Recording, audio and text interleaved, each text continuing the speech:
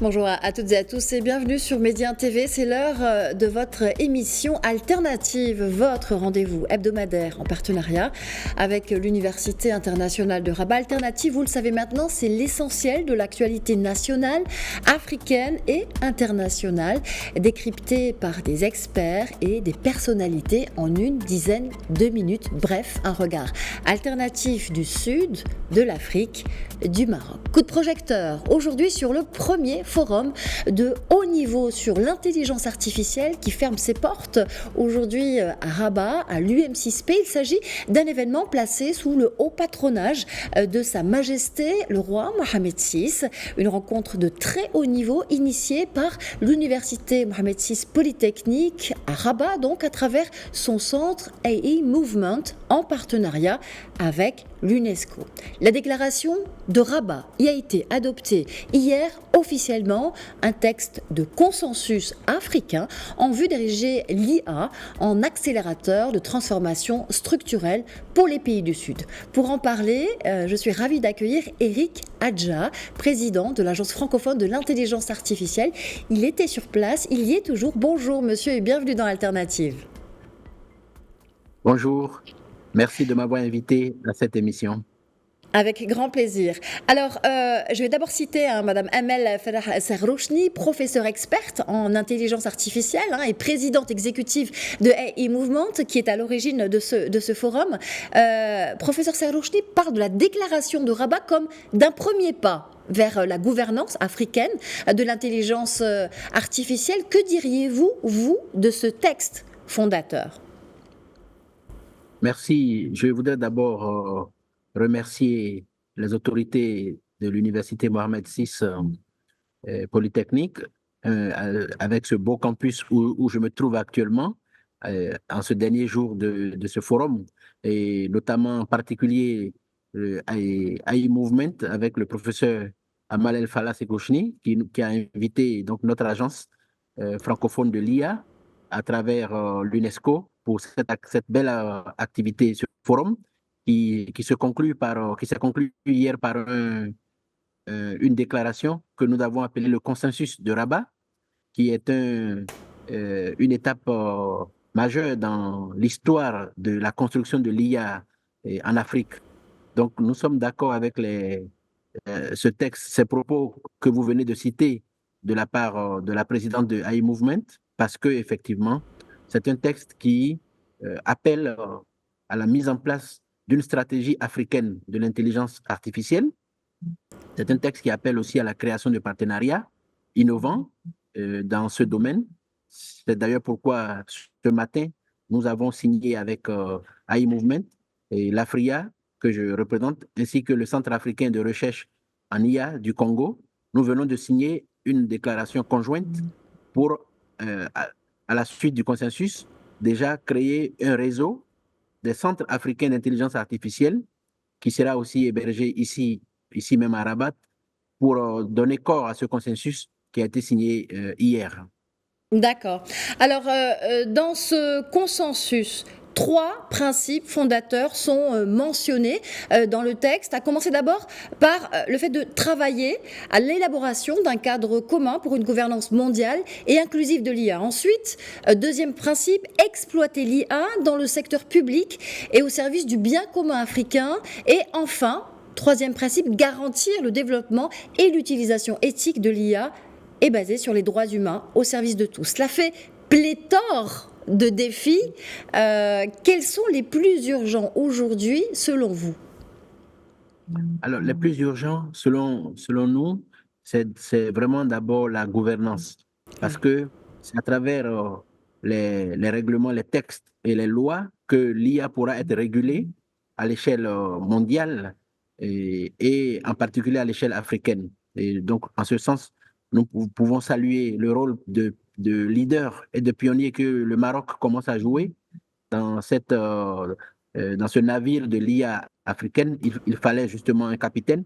Et à travers ce consensus de l'IA, je crois que le Maroc est en train de prendre le leadership dont l'Afrique avait besoin pour que l'IA ne soit pas juste disparate et dispersée, mais qu'il y ait une gouvernance inclusive, concertée de l'intelligence artificielle.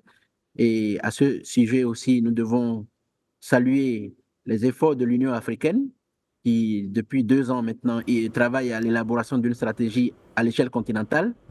Et dans quelques semaines, notamment au mois de juillet prochain, il est espéré et attendu que les pays de l'Union africaine parviennent à signer cette convention, disons cette stratégie continentale qui pourra maintenant inspirer les différents pays à pouvoir se doter de stratégies nationales. Donc les défis sont nombreux, mais on peut commencer déjà par la gouvernance, c'est-à-dire les textes de stratégie au niveau national. On peut commencer aussi par l'éducation, c'est-à-dire la formation, une formation massive d'étudiants en intelligence artificielle, de jeunes et surtout de femmes, pour que ce soit inclusif.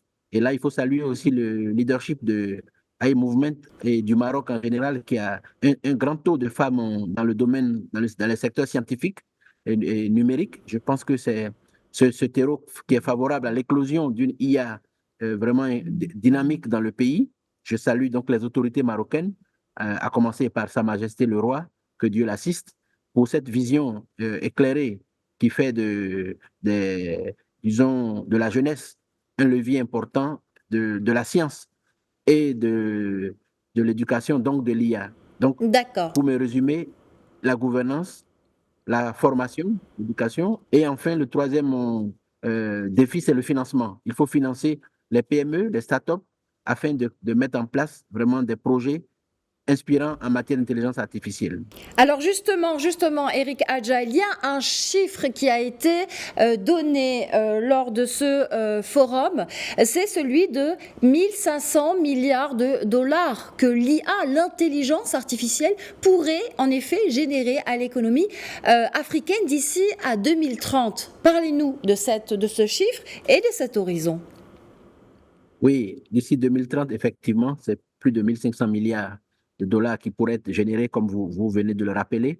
Et cela à travers surtout la créativité, à travers des applications, des logiciels qui pourraient être créés, surtout grâce à l'IA générative.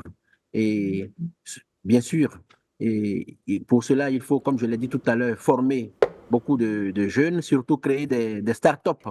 Et c'est heureux d'ailleurs que le troisième jour de ce forum aujourd'hui soit consacré uniquement aux PME, aux startups, parce que c'est le secteur privé qui crée la richesse à travers justement l'innovation, à travers justement les incubateurs, à travers les data labs. Et c'est justement ce réseau important de data scientists qui pourra créer des applications dont l'Afrique a besoin pour justement avoir un marché intérieur et un marché international très important. Donc, cet horizon 2030, pour nous, est déjà proche. Et c'est pour cela qu'il faut se doter d'une stratégie continentale pour encourager les PME, encourager le secteur privé, encourager les investisseurs et les bailleurs de fonds, parce que la course a commencé. Et les États-Unis, la Chine sont déjà très loin.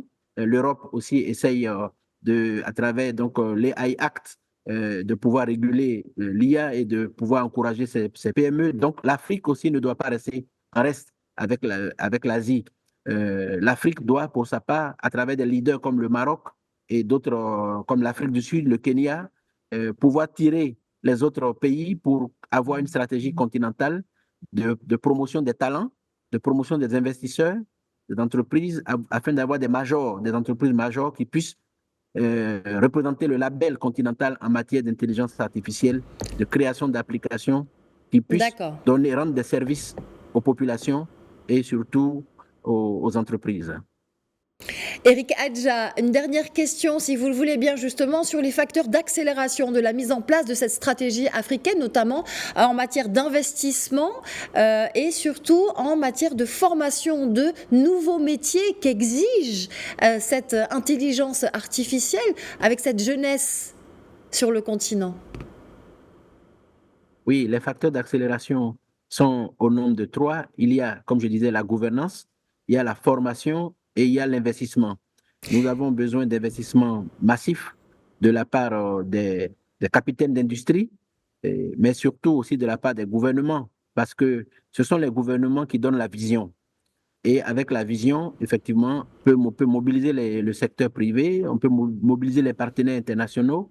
Donc l'Afrique a une chance aujourd'hui, c'est de pouvoir jouer dans la cour des grands en étant unis autour des talents du continent et surtout avec ses ressources naturelles, pouvoir extraire les ressources naturelles qu'il faut afin de mettre les investissements à disposition des entreprises pour développer des applications qui puissent être utiles et pratiques pour l'agriculture, pour la santé, pour l'alimentation, pour les besoins de base de la population. C'est pourquoi nous parlons d'IA responsable. Vous voyez, dans responsable, il y a le mot répondre.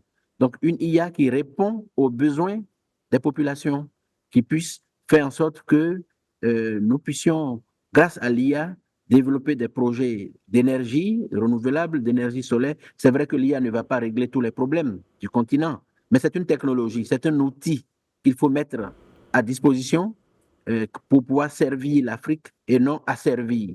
C'est là l'enjeu aujourd'hui de l'IA, c'est pouvoir utiliser l'IA, dompter l'IA comme un outil au service du développement durable du continent afin d'accélérer, justement on parle de leapfrog, c'est-à-dire d'accélérer, de faire des raccourcis pour rattraper pour accélérer le chemin du développement sans réinventer la roue. Et ça, l'IA est capable de jouer ce rôle d'accélération technologique, économique et même, nous pourrons dire, sociétal pour le continent africain. Pour une intelligence artificielle responsable, éthique et adaptée aux besoins spécifiques du continent africain. Eric Adja, merci infiniment d'avoir été l'invité d'Alternative. Je rappelle que vous êtes président de l'Agence francophone de l'intelligence artificielle. Merci à vous. Merci de m'avoir invité. Salutations à tous les téléspectateurs de votre belle chaîne. Merci infiniment, merci. Et merci à vous, c'est la fin d'Alternative.